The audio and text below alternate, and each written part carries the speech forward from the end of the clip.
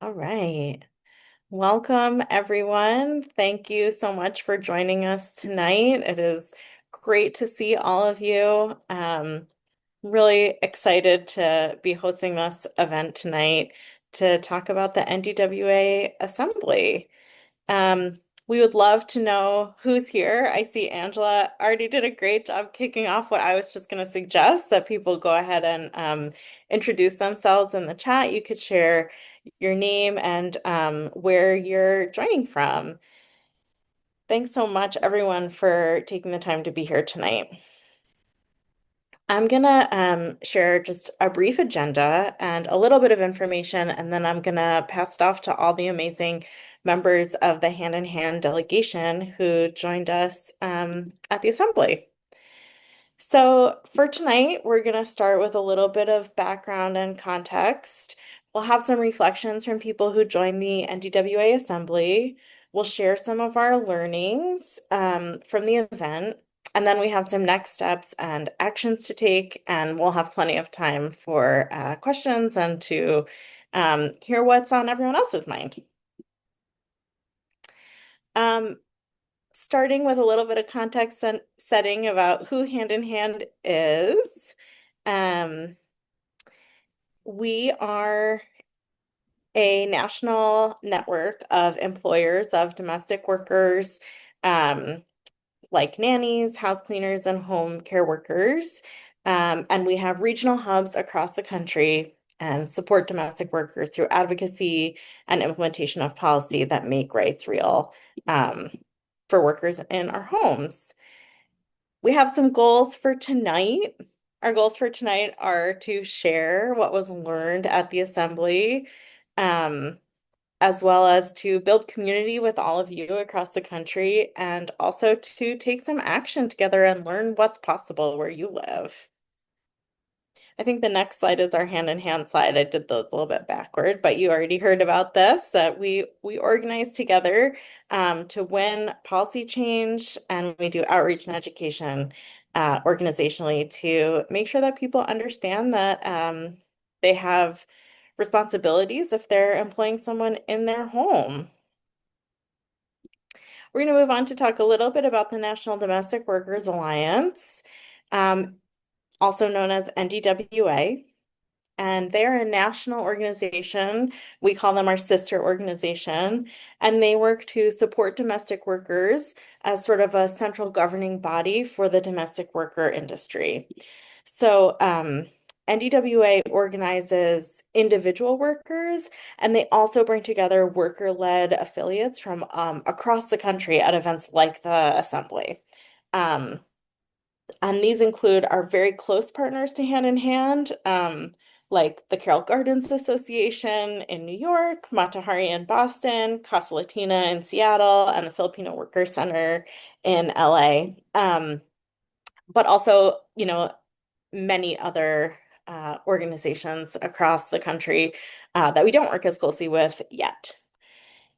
Um, I'm going to pass it to Amy now to talk a little bit about what the assembly was, who was there, and what the goals and purposes of the assemblies are. Check. Amy, you want to go ahead? Yes, thanks, Erica. Can everybody hear me?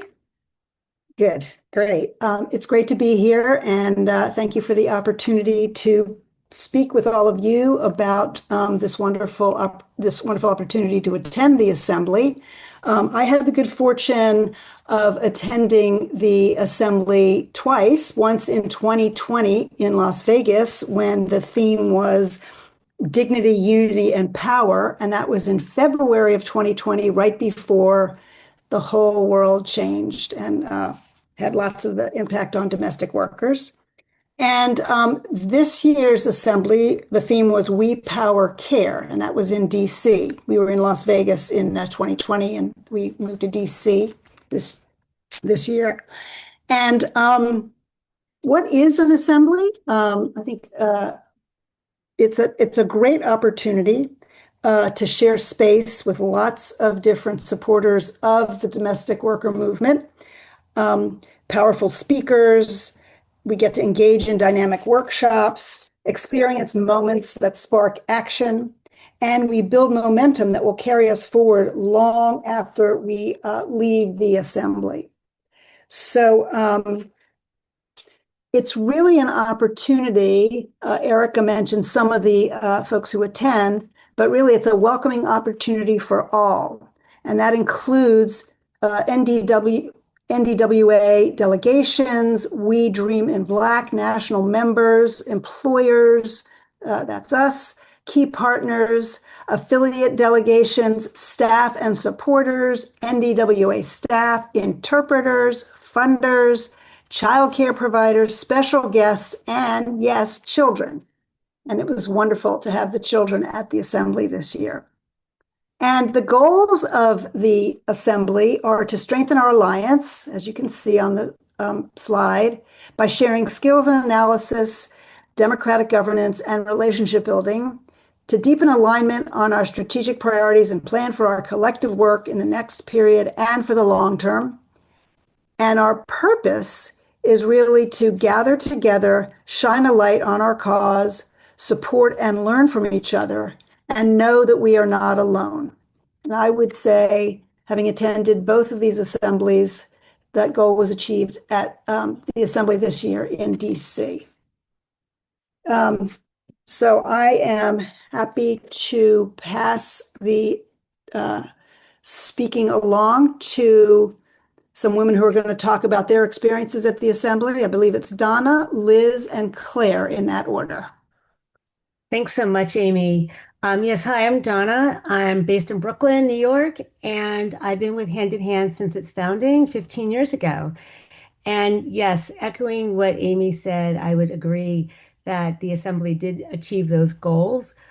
For me personally, what was valuable about being there and the experience I had was connecting with fellow employers from all around the country. I think there was about a dozen of us in our delegation, and it was so great to be together to learn about what we're each doing in our different regions, how we're working with local partners within our own coalitions, and to see just how impactful our advocacy and our involvement in the movement is. So that was really one of the big takeaways that I had.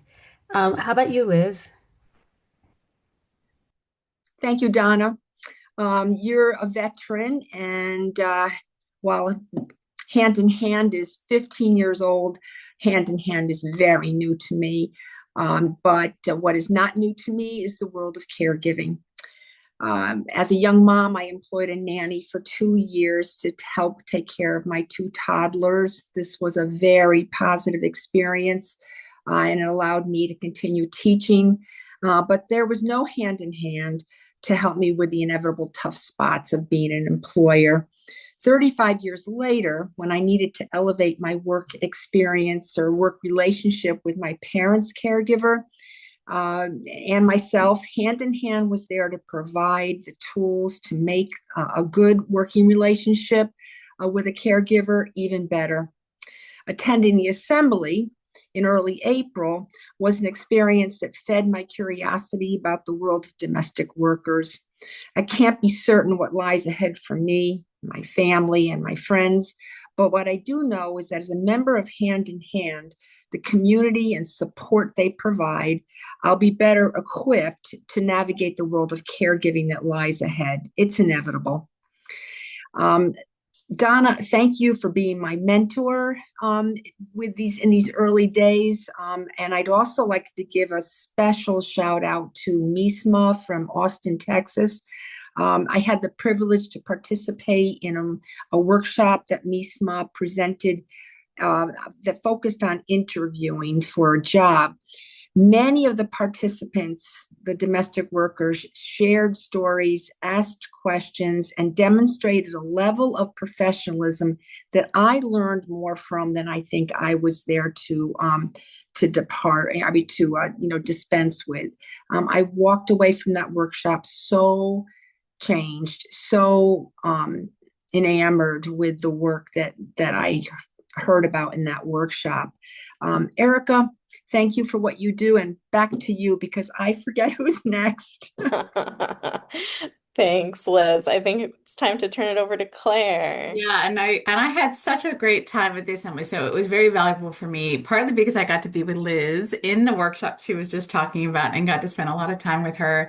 So meeting with other members of Hand in Hand from around the country was really valuable. But I did want to also highlight the MISMA workshop. There are members from Texas and DWA members from Texas that were holding workshop about interview how to do interviews. And to be very honest, I came there thinking, like, okay, well, we'll help, as much as we can. I was expecting newbies. I was expecting new people who are, maybe been caregivers for a very short period of time. And what was striking to me, what I learned so much was that many workers had 30 years of experience. And I remember stopping and I saying, wait, why are you here? You've obviously interviewed many, many times. And basically what I learned was that it was not that they didn't know how to interview, but because they really needed to hear and understand from employers, because many of them did not feel valued and they felt misunderstood. And it struck me that there's not enough spaces for workers to really interact with, I would say, I think our group is empathetic employers. And it also struck me that there's no real career path for domestic workers. They, at least not one that values work over time. So what came out in this workshop was that, for example, a nanny with 5 years experience versus one with 30 years experience, a lot of employers have been choosing those with five because they're less expensive and they might not necessarily want to have someone with too much experience because that might be harder.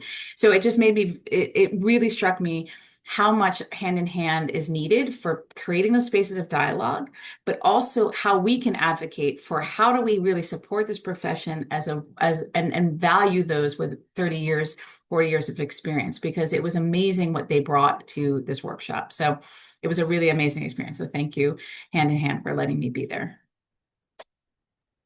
We're so glad that you were there, and we're so glad that each of you was there to take away so much from this experience and to be here tonight to share with others. Um, for the next about 25 to 30 minutes, we're going to hear from Hand in Hand members of this delegation about their experiences learning from and participating in the assembly in different areas like the state of the domestic worker movement, passing and implementing policy, immigration and Medicaid, and coalition support. I I'm going to ask participants tonight to um, embrace the value of non-closure because we have just a really very small amount of time to talk about each of these topics that we could easily talk about, for an hour or more in and of themselves. So we're just going to get a little bite of what people learned, and hopefully we can turn these into something bigger for you in the future. But for now, we're just gonna take a little nibble. And we will start with Donna talking a little bit about the state of the domestic worker movement. I'll say during this time, if you have questions, you could please feel free to raise your hand or put questions in the chat, but we also will have time for questions at the end. Thanks so much, Erica. As Amy had mentioned, the assembly is huge. There were over 1,000 domestic workers from around the country, as well as members from partner organizations and affiliates. I think it was about 70 different affiliate groups and partner groups there. Some were international, in fact. In addition to the the large gatherings and these plenary sessions, there were about 60 workshops over 2 days that were, as we just heard from Claire and Liz, like each one of them like was so solid and so meaty with so many great takeaways and engagement and lively conversations and learnings. Um, and there was also some activities before and after the beginning part. There was the CARE Congressional Town Hall that some members of NDWA went to, in addition to the CARE Can't Wait campaign in collaboration with them. And then at the tail end, they had the annual board meeting for NDWA, which was a huge event. It was great for some of us to observe how that all takes place and those decisions are made. The plenary sessions were super impactful with powerful speakers. We had domestic workers, NDWA's leader, Ai-jen Poo, many of you know of. She spoke, always very inspiring. She spoke a few different times, but kicked it off. We heard from Senator Bernie Sanders and Congresswoman Latifah Simon. The most fiery, energizing speeches you can imagine were there. And they were in the room. It was really fantastic. And also there was topics around innovation and AI implications for domestic work, which was really a mind spinning and like took us into a whole new era to think about. So all that's to say that it's clear that what I observed is that there's clear political momentum and political power in this group that was being like channeled and just like strengthened and bolstered through every single conversation there. And also that there's great momentum among so many different initiatives. We saw cross-pollination among individuals from different regional groups. And even though they had like some specific regional focus happening, the sharing of ideas was taking place. And so all that it kept me it brought me home so powered up and energized to just keep on going with this movement to see what's coming next.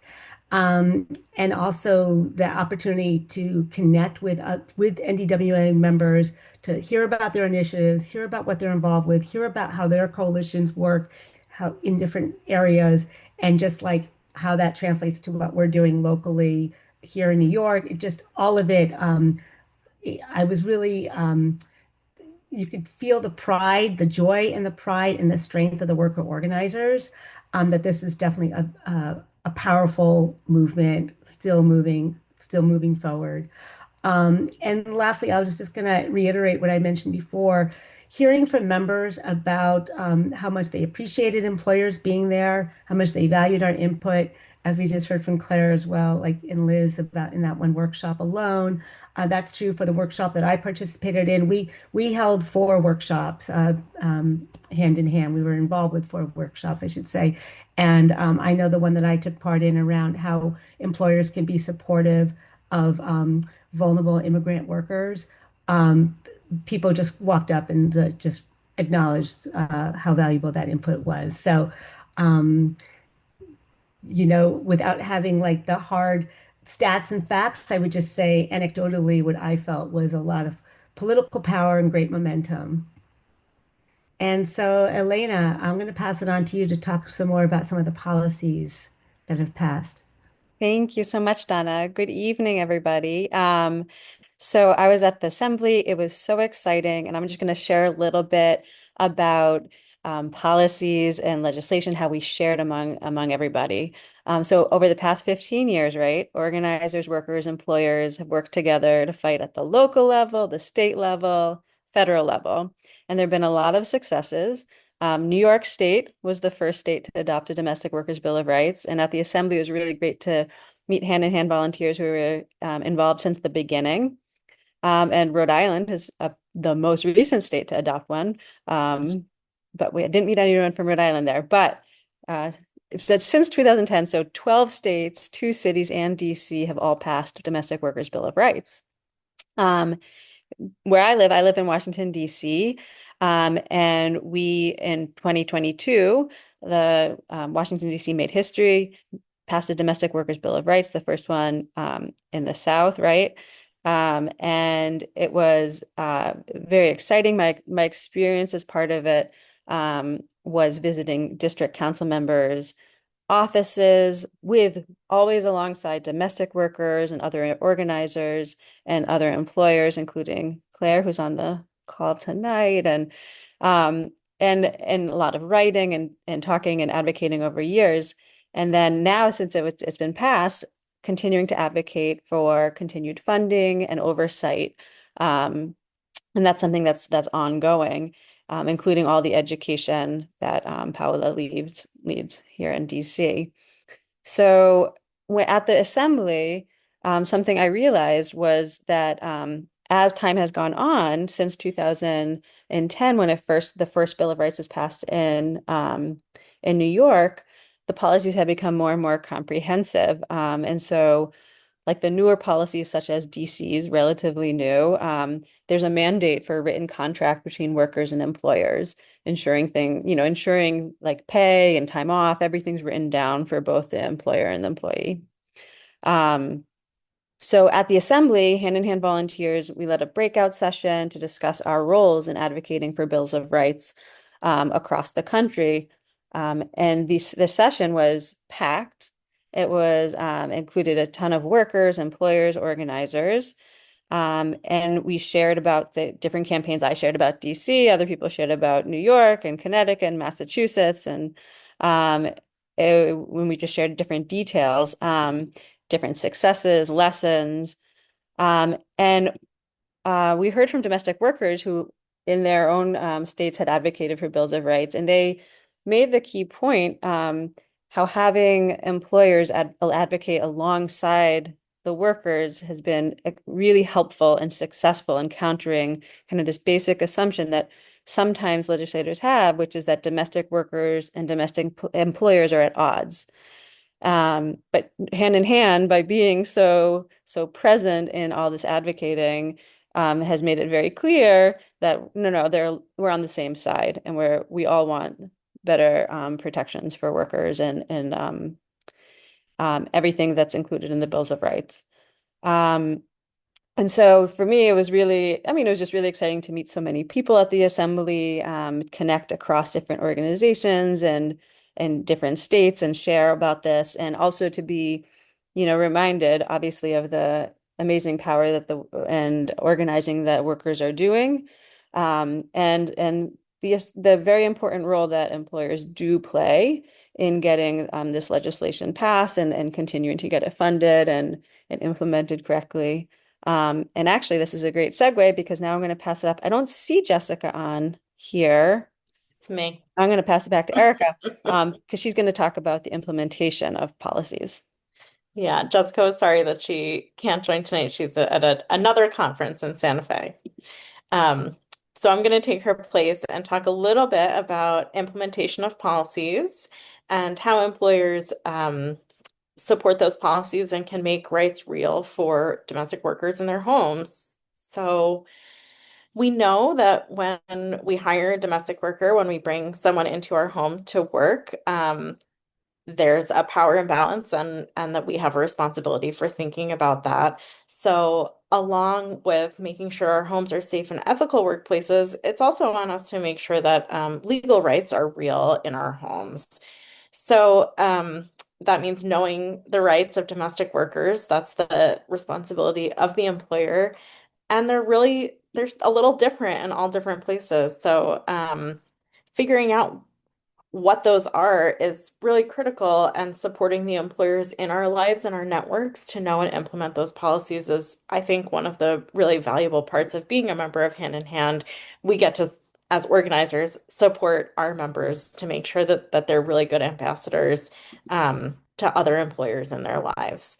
So I'm just going to say briefly a little bit about how we implement policy, and there's several organizers on this call, which is very exciting.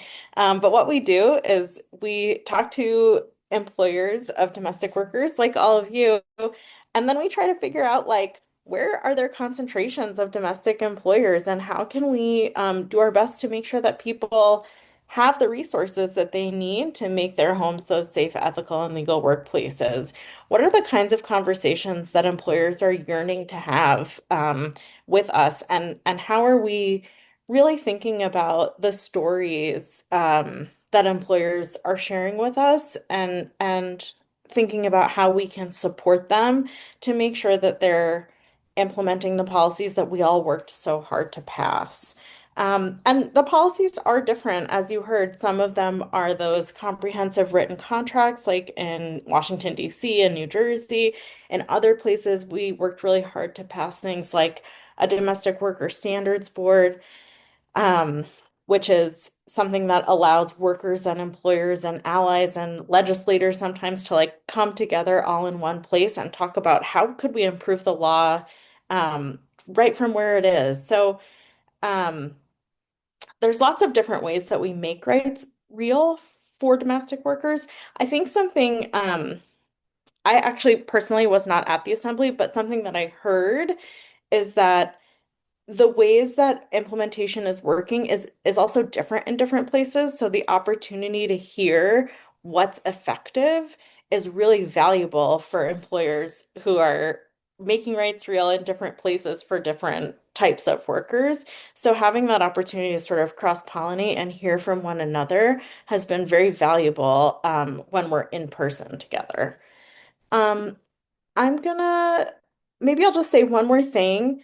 Um, which is that wherever you live, there's a role to play in making homes dignified and respectful workplaces. And that I think that's true, regardless of whether you live in a place that has passed a piece of legislation or not. And with that, I will pass to Paula to talk about immigration a little bit. Yes. Hello, everyone. I'm Paola, the DC organizer for Hand in Hand, and I'll share a little bit more about our takeaways on immigration and the immigration landscape that's happening right now, and what we learned at the assembly. We know that our Hand in Hand delegation went to the assembly because our members are employers who already have like this understanding of the care economy and the care world. But part of our work as an organization is to ensure that other employers across the country come to this same understanding and vision for the world that we want to build. Given the care crisis, immigrant rights are more important than ever before. I'm going to share some stats that actually were compiled by our my coworker Dima, who does research for us. And by 2035, the number of seniors will outnumber children in the US, with an approximate 70% of those people retiring aged people needing care. And currently, one third of home care workers are immigrants, with many more covering other areas of domestic work. So, what these stats are indicating to us is that the threat to immigrant domestic workers is a threat to all of us and a threat to our society and a threat to the care world. And it's important that we understand that because we already have so much interdependence, that we also have a duty to defend immigrants broadly and more specifically care workers and immigrant care workers. I'd like to share like my personal takeaways as a non-employer, like my non-employer perspective, and as an organizer from what I saw at the assembly. To reiterate what other people are saying here, beyond just like the general call for employer support, I really saw an appreciation for the employers in our delegation who were there. From Donna and Amy being treated like celebrities after they presented on Culture Night, to people really saying, hey, we are so grateful for everything that you've done so far with us, for fighting with us, for getting us to the places that we never even dreamed of. And now we're here. We have domestic workers' Bill of Rights in this city, in this city, in this state.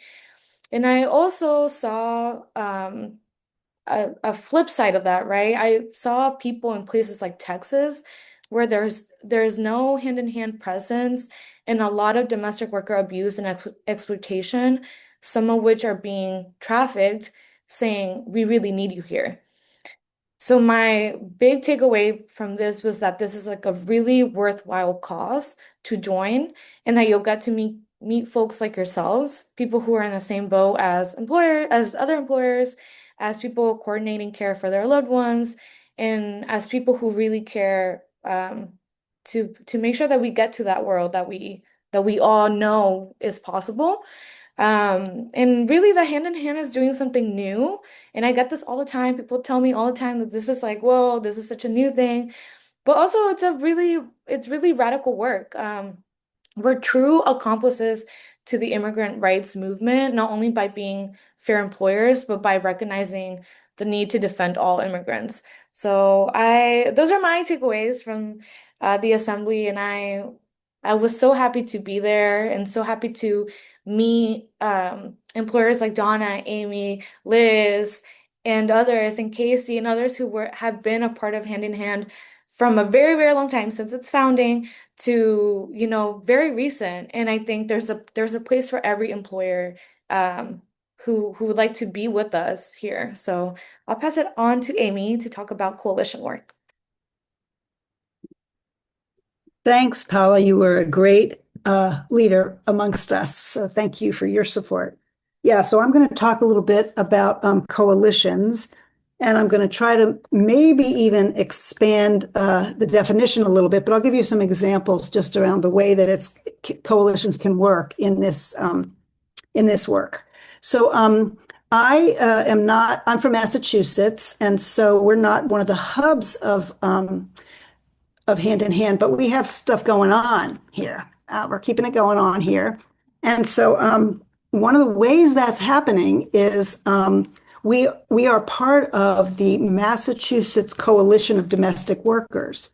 So we are able to be part of the steering committee of that organization. So we're able to sit with worker centers in Massachusetts and other partner organizations in a way that lets us be at the table and really be and really demonstrate our support for this work, and really be able to build relationships and build trust among and between all of the members of the coalition, so that we can really move forward with a lot of different activities and education and legislation and things like that, so we can support each other in the work that we do. And, for example, if we run panel programs, it's very easy to have a program that has an employer, a worker, a worker center representative, someone from the Massachusetts Attorney General's office, so that and we can then communicate to everybody who attends those kind of panels what is really going on, and all the perspectives that need to be heard. So there are many, many opportunities to again build the relationships, and it's very important to do that. The other thing I'll say is just a quick note is that because we've built up the relationship around the coalition of domestic workers here in Massachusetts, we started as a partner organization and were able to then move to being a steering committee member. And I think that demonstrates a real commitment on the part of everyone involved, that we mean what we say in terms of our support of the domestic worker movement. And then there's another way to look at coalitions, and that is through sort of, if you will, employer-based coalitions. And what I mean by that here in Massachusetts is we have different organizations. And for example, we have the New England Jewish Labor Committee as one example. And we can partner, hand in hand, can partner with the New England Jewish Labor Committee and do some outreach and communicate with employers through their already built up network, to then have more information shared, more education done. We can go into synagogues and churches and talk about this kind of work to a larger base, and we can really educate. And that's been happening through lots of different opportunities, whether it's at the sort of congregation level, or even with some national conferences that happen with churches, let's say, and we can attend those and speak on behalf of Hand in Hand and the employer, and let them know about the what it looks like to be a good employer. So that's another example of some of the opportunities to be in coalition and or be in community in using a coalition model. And it's something that does take time. I don't think I'm probably preaching to people who already know this, because all of you are doing coalitions, building on your coalition. But we all know that it takes time, and it takes relationships, and it takes those kind of conversations one-on-one that really build those relationships to then build the coalition. And finally, I just want to say that I see Hand in Hand as a coalition in a way for how this works. And it was really demonstrated at the conference, at the assembly.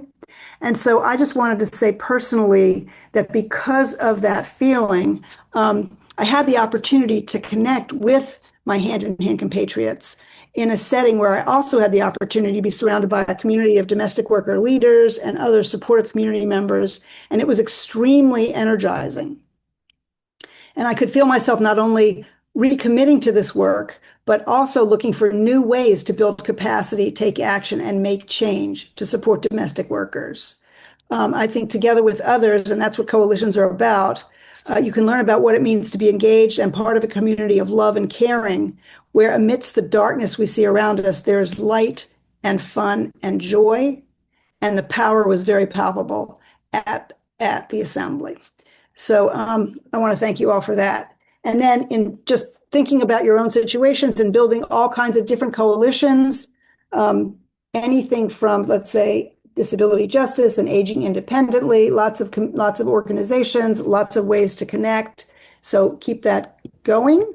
And with that, I will pass it on to Anna, who's going to talk about the learning she had with relation to Medicaid and disability justice. So take it away, Anna. Thank you so much, Amy. Hello, everyone. My name is Anna, and I had an incredible and truly transformative experience at the NDWA conference. And I wanted to tell you about one workshop I attended and one workshop I was lucky enough to be a part of with Maya and Christina, who's here. So, one of the workshops that I attended was titled How to Protect and Defend Medicaid. And this is something that's very important to me. I manage my dad's care, and he is only able to stay at his skilled nursing home because of Medicaid. And as many of you know, the House recently passed a bill that could cut $715 billion of essential health care services from Medicaid. And this would not only be devastating to the 72 million Medicaid recipients in this country, but have an enormous impact on their care workers, as well as clinics, hospitals, and other healthcare professionals. In this training, I was excited to learn what we can do to fight and kind of shift the narrative around Medicaid. And the folks who ran the workshop suggested that it would be really effective to absolutely continue to mobilize with rallies and protests and acts of civil disobedience, but also make economic arguments. So, for example, if millions of people lose their health care, then those folks will likely be going to the emergency room to receive care, which will be unbelievably expensive for the entire country. Also, find culturally relevant media and journalists to discuss these issues with. Talk about the budgets of other agencies and departments in comparison to Medicaid, so Medicaid doesn't seem maybe so bloated or outsized. Share our stories, be involved in storytelling projects, talk about what life was like before Medicaid. And if the cuts happen, we will not let anyone off the hook. So, our workshop that we did was about ableism and what is ableism. So, Ashley Eisenmenger, who's a disability inclusion training specialist, defines ableism as the discrimination of and social prejudice against people with disabilities based on the belief that typical abilities are superior. At its heart, ableism is rooted in the assumption that disabled people require fixing and defines people by their disability. Like racism and sexism, ableism classifies entire groups of people as less than and includes harmful stereotypes, misconceptions, and generalizations of people with disabilities. And ableism can take many forms. Using disability as a punchline, framing disability as either tragic or inspirational, asking invasive questions about the medical history or personal lives of someone with a disability, and microaggressions. Microaggressions are everyday words and expressions that communicate a negative slight or insult. So, some examples of microaggressions are words like lame, stupid, idiot, crazy, and expressions like the blind leading the blind or fall on deaf ears. These microaggressions can serve to further stigmatize, oppress, and discriminate against people with disabilities and create an unconscious bias in our personal relationships that can ultimately create a bias in our policies.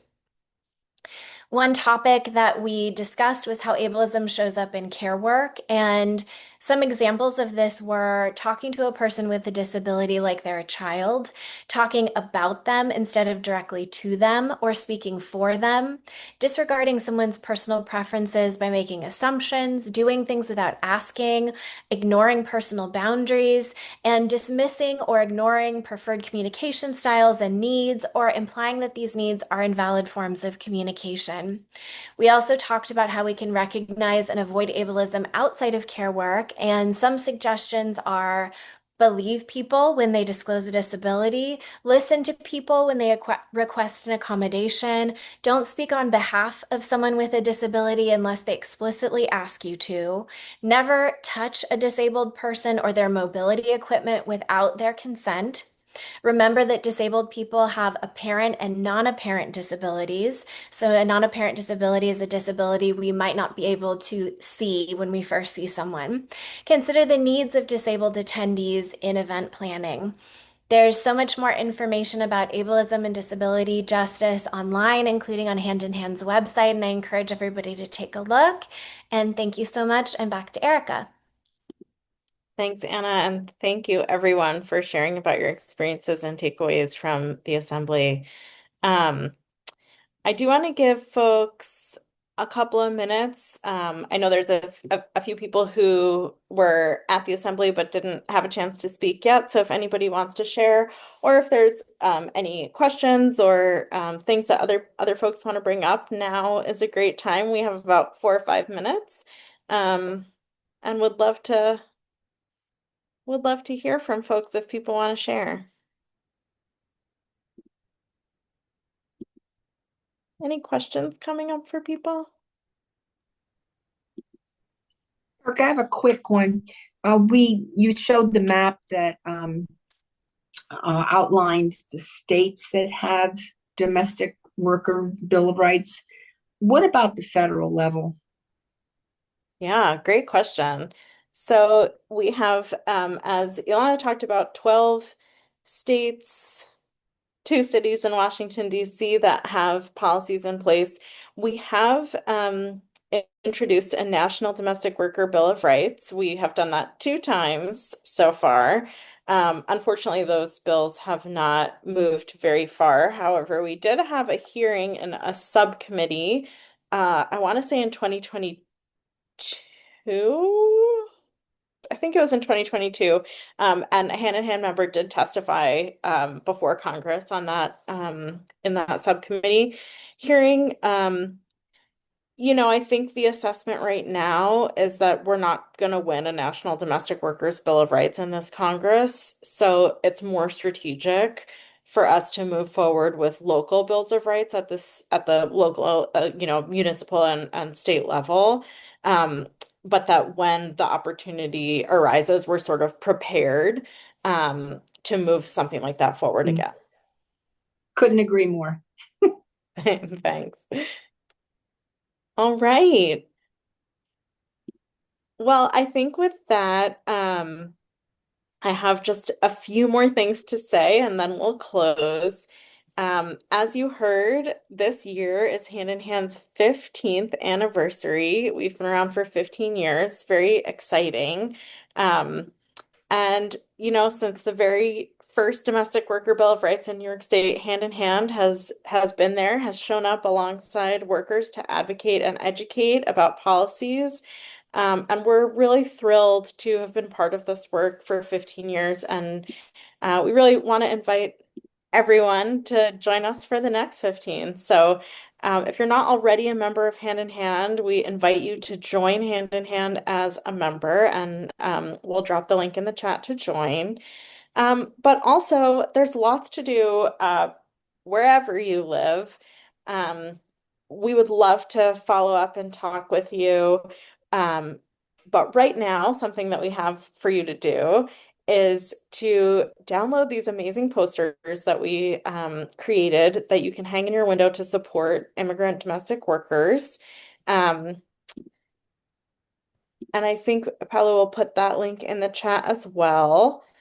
And we also have an information sheet that I'll put in the chat that we made in partnership with the Center for Urban Pedagogy. This is a brand new resource, so maybe some of you haven't even seen it yet. That's really beautiful and interesting and easily shareable with other people you know who may be employers or maybe are sort of like grappling with that identity. Um, I think that's all I have for tonight. I see that Maya joined again. I wanted to just give Maya, Christina, and anybody else who's joined an opportunity to share a little bit if you'd like to. Maya says it was such an honor to be part of the 2025 assembly. Thanks, Maya. Hi, as some of you who know me know, I have a rare congenital heart condition and have work best actually in the water. So I am in a warm jacuzzi trying to be quiet in the corner right now. I'm talking softly. Yeah, it was an incredible honor to be. I mean, I'm still integrating what felt to be in Washington D.C. in this moment in history. And it was, as many folks with Hand in Hand know, it was a lot to be like a senior disabled, low income, power wheelchair user. It was the first time I ever traveled with a wheelchair on a plane, and I was like injured on the plane on the way there, and my wheelchair was broken several times, and there was a lot of access barriers, and in the hotel, the lift down to the floor and up was broken multiple times, and so in some ways it was sort of, there were aspects that were kind of traumatizing and painful about. I actually didn't realize until I got there that there was going to be so few disabled wheelchair users there. So on the one hand, that was like, wow, here we are in Washington, D.C., and even the Hilton is so ableist that they don't have working lifts to get us down to the floor to have dinner with our comrades that are here. So that was heavy and has really stayed with me because I'm almost 60, and I became a wheelchair user about 6 years ago, but and also I've been a caregiver and a non-union underpaid caregiver the majority of my life. I took care of my grandmother when I was 16. I'm a mom that couldn't afford childcare or nannies because I was a working class person going to school with two jobs. And so my life experience has been more connected as a caregiver than it has been as a domestic employer, but I was able to access in-home support services and Medi-Cal as a domestic violence survivor who went through the domestic violence shelter system in the height of the pandemic, and was able to get housed because I got emergency housing voucher. So my commitment to being both a senior and disabled person who now has the necessity and privilege of having in-home support services, and as someone who's been a caregiver, I'm also a massage therapist for over 30 years. I just feel a deep level of commitment and solidarity with as a care receiver and a caregiver, and I think that the politics and the brilliance that I felt in hand around shifting the frame of all of us being caregivers and care receivers, and also recognizing that so many caregivers are becoming disabled on the job, which is true for me as well. I was on workers' compensation for 4.5 years, being injured on the job. So it was just incredible. And I feel like I'm still figuring out how, it was great to co-teach the ableism and disability justice class. And I've been an equity trainer since like 1984, 85, but am just starting to integrate disability justice and ableism into the work that I'm doing. So just huge gratitude to everyone. It's so good to see so many of your faces from DC. And also, I don't know if Kira Hall was able to get on here, but we also did a lot of documentary filmmaking and have a lot of documentary stuff from Washington D.C. and from the demonstrations and stuff. And also, I'm a wheelchair dancer, and it was really really powerful to be able to do mixed ability wheelchair dancing as part of the that the night of watching everybody's brilliance on Saturday was also really beautiful. So really glad to be here.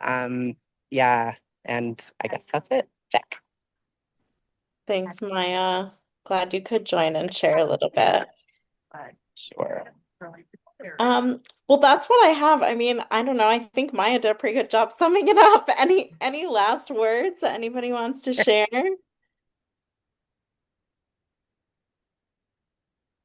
If not, then I will just appreciate each of you so much. Thank you for joining.